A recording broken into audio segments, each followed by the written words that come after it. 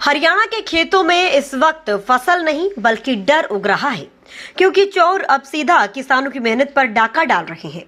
एक ही रात में 5 ट्यूबवेलों की बिजली के तार काटकर चोरी कर ली गई, जिससे किसानों की सिंचाई व्यवस्था ठप हो गई है। बार बार हो रही इन वारदातों ने पुलिस की कार्यप्रणाली पर भी सवाल खड़े कर दिए हैं। आखिर कब तक किसान यूं ही लुटते रहेंगे? क्षेत्र में चोरों के हौसले लगातार बुलंद होते जा रहे हैं। ताजा मामला सामने आया है, जहां चोरों ने एक साथ 5 ट्यूबवेलों को निशाना बनाते हुए बिजली के तार काटकर चोरी कर लिए। इस वारदात से किसानों को भारी आर्थिक नुकसान हुआ है और सिंचाई व्यवस्था पूरी तरह प्रभावित हो गई है। पीड़ित किसान हरजीत सिंह का कहना है कि ये पहली घटना नहीं है। करीब 15 दिन पहले भी इसी तरह की चोरी हुई थी, लेकिन पुलिस अब तक किसी भी आरोपी को पकड़ने में नाकाम रही है। चोरों ने किसान गगनदीप सिंह के ट्यूबवेल के कमरे का दरवाजा तोड़कर करीब 35,000 रुपए का सामान चोरी कर लिया। वहीं किसान स्वर्ण सिंह के ट्यूबवेल के तार काटने के साथ साथ खेत में खड़ी मोटरसाइकिल से तेल तक निकाल लिया गया।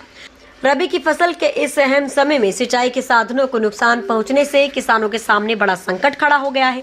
अगर जल्द ही हालात नहीं सुधरे तो फसल पर भी असर पड़ सकता है। एक तरफ लगातार हो रही इन चोरियों से किसान खुद को असुरक्षित महसूस कर रहे हैं, तो वहीं दूसरी तरफ पुलिस चोरों के खिलाफ ठोस कार्रवाई की बात कर रही है।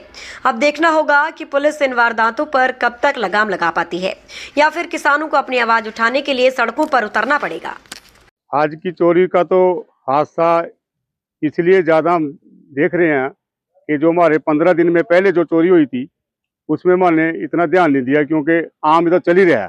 पर लेकिन हफ्ते 10 दिन 15 दिन के बाद अब हादसा दरवाजे खिड़कियां तोड़ने पे, अंदर के ग्रिप, पखे, कूलर, मोटरसाइकिल खड़ा था उसका पेट्रोल और बर्तन, कुकर, पतीले सारे चोरी हो गए। और जो ये दरवाजे खिड़कियां तोड़ दिए, 10-10, 20-20 हजार रुपये तो खर्चा यही खा जाएंगे। 30-35 हजार का नुकसान है। साहा पुलिस के बारे में जब हमने 112 के फोन कराया, मान ले वो तो पहुंचे हैं। जो मेन अपना पुलिस का वो थोड़े 1 घंटे में लेट आए हैं। बाकी उन्होंने कहा कि जैसे एक मोटरसाइकिल नजायज खड़ा था, उसके लिए जिम्मेदार कहाँ कहाँ तक दौड़े, इतना वहां तक पहुंचे। 6:30 बजे देख लिया था और उसके बाद 8 बजे हमने ट्यूबवेल पे देखा।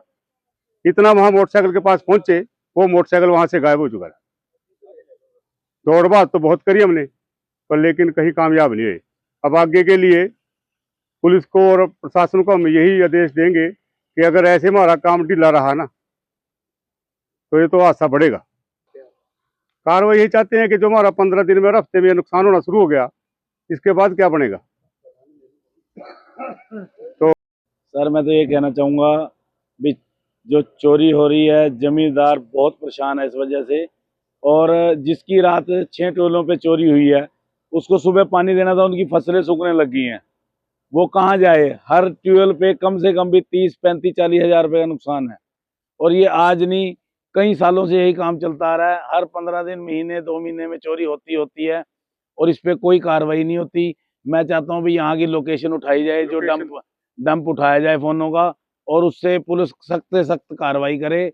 और मेरे भी ट्यूबवेल पे उन्होंने कोशिश करी है और जो कि वो सफल नहीं हो पाए।